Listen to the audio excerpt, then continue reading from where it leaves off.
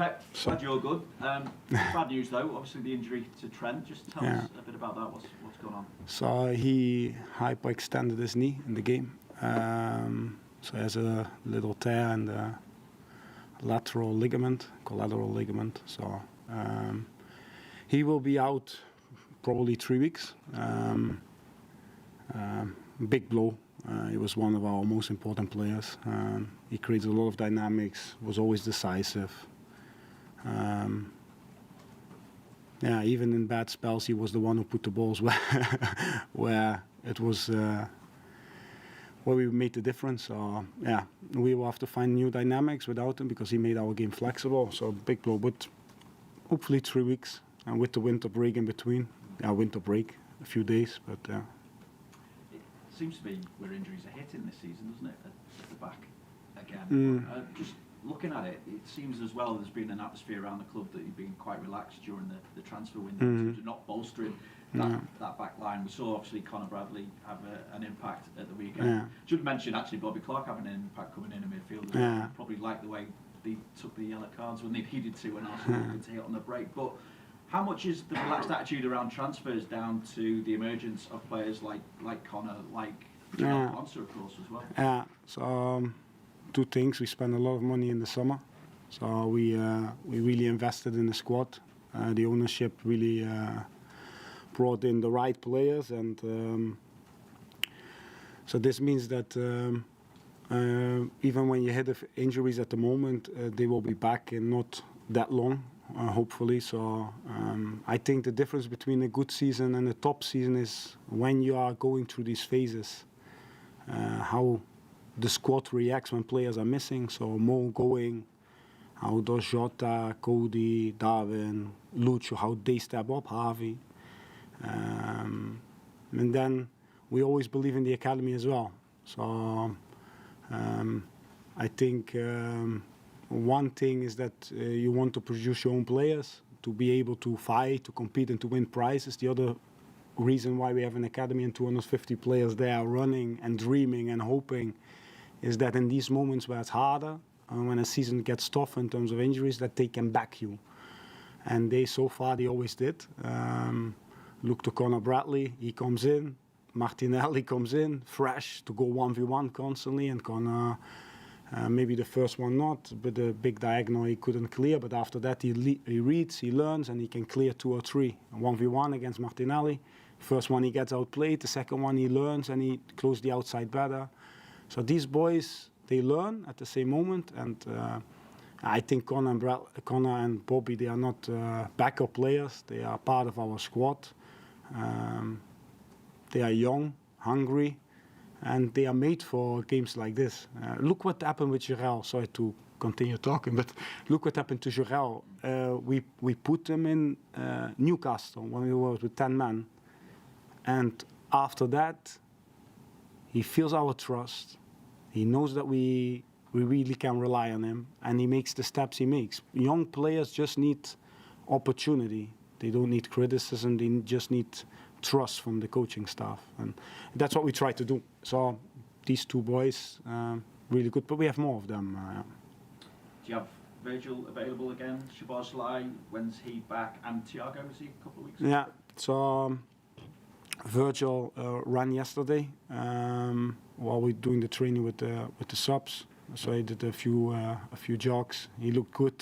He was smiling, speaking. He did together with Jot, so that looked good. Now he will be back if he doesn't have a... That's the second thing as well, that these phases where you get sickness as well. You get players who get ill or staff who get ill. But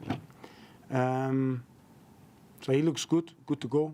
Dom is progressing well on the pitch, running, so he's not far away.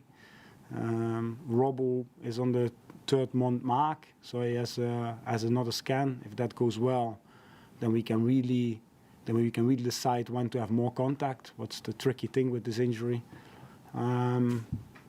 Costas is going quicker as expected, so they both, Robbo and Costas, will be back probably in the end of this month, training with the team. So then it's still time, and Stefan and Thiago will be into next month, but no complications, so that's good. Just on the game itself, obviously it's nice to be in a semi-final, but how much of the mindset is that nothing has been achieved just yet, and it's about making the most of the position that you're in to, I suppose, lay down a marker for the rest of the season. You mean this next game or last game? Well, this next game, just obviously in the semi-final, you've got a chance to get to a final. Yeah. And if you were to go on and win that cup final, Yeah. then obviously it lays down a marker. Yeah. You've already done so. No, we all dream, no? When we are young, you want to play in the most iconic stadiums in the world, and Wembley is one of them. It has so much history and so many memories we already made there, so you want to go there. That's, I think, the team has this hunger. It's the closest final we can reach, but we have to respect Fulham, and they have a very clear way, a good offensive idea, really creative, especially they can build with three. The outside triangles are really flexible, so they constantly interchange positions. They have Jimenez, who's back to his old quality, how he was at Wolves. Real focal point for them.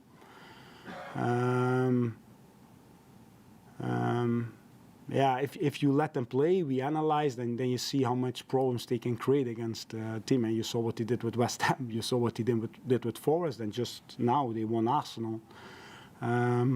So if you let them play, they really play. They do the simple things really, really good. Really clear style. Marco does an incredible job, in my opinion. And then you have Andreas Pereira. He was my player when he was 9 years old at PSV Eindhoven. Unbelievable that you play against him now. So much creativity. He can play early passes to Jimenez. And yeah, Harry, of course, we know really well, who has goal threat, who can shoot from everywhere. Great personality. We really like him. So, and then William, who, yeah, nothing to say, no. One of the better players. We really need to be spot on, like in the last game. Our high press, our midfield press, we need to defend them with all we have, and then put our aggressive attacking style into place. Yeah. We saw how dangerous Fulham can be recently at Anfield when they scored 3 goals. Is that a game that you've looked back on, and is it something that might give them a bit of encouragement coming into the game? Yeah, they will be the same as us. No, they can reach Wembley, so they will be on top of it. How I said, I think. They deserve more merit, in my opinion, with the squad Marco has and what he's doing. I always hope the players are available. Now, of course, a few going away as well to the AFCON, but now I like the idea, the offensive idea. So that's what I said. And they can create from deep, what they did against us when they went longer, director. They are good with the second ball and then tricky with the passes to the front players. And when they can start crossing from deep, like fullback early crosses to the second post with the striker or the opposite fullback who arrives there, then they become really, really dangerous. And we know we need to be spot on in all departments. That's for sure. Yeah. It's over 2 legs, obviously. There's no away goal rule or anything like that. So, do you see the tie as two games as a whole, or do you have to look at each one in isolation? In the moment where we are after the crazy December schedule, and 2 days ago we go to Arsenal, you just look the next game. You're not even thinking about the game after. It's about, and that's also something we really like. No, we see just the next game as the next final. It sounds cliche, but it is like this, and that's how we prepare. We see which players are really available. We look how they are. And then we make a lineup, and then we go. Yeah. Carl? Sorry. Just to go back on Trent, his skill set has been so integral to how this side has evolved Yeah. and what they do. So how do you replace the irreplaceable? No, we have many weapons, so there's no irreplaceable. There's nobody. That's also. Mo goes away, Jota steps up. You know, if the best players are not there, and you play really well, the second half against Arsenal, then that's a good sign. That's a really good sign, and that's what we always have been doing. We don't rely on 1 or 2 or 3 or 4 players. We're missing probably 4 or 5 core players from our leadership group: Robbo, Trent, Mo. And then you have, so we're missing 3 from the leadership. So that's a blow, of course. And he creates a lot of flexibility from the back. And he's this kind of, he can play passes what the forwards really like to receive, no? And he has verticality. He knows how to decide games, and he always sniffs when to put balls where. But yeah, the squad has a lot of other qualities in my opinion, but yeah, for sure we need to find new dynamic. We always do that. It's a difference if Wata plays, for example, or Alexis plays on the 6. You find different dynamics. We always search to become better, to evolve the game, or to become a more complete team. You see what the players you have, and you try to build around that. It's different if Darwin plays striker or he plays on the left wing. If Jota plays striker, it's complete. So we always search in this way. So, and now we have to find solutions without Trent as well. But again, this squad has so much talent, so much power, and the biggest, what we always say, as long as counter pressing is there, everything else is replaceable. Any more for you open? No? Well done. Wow, quick one. Thank you guys. Thank you.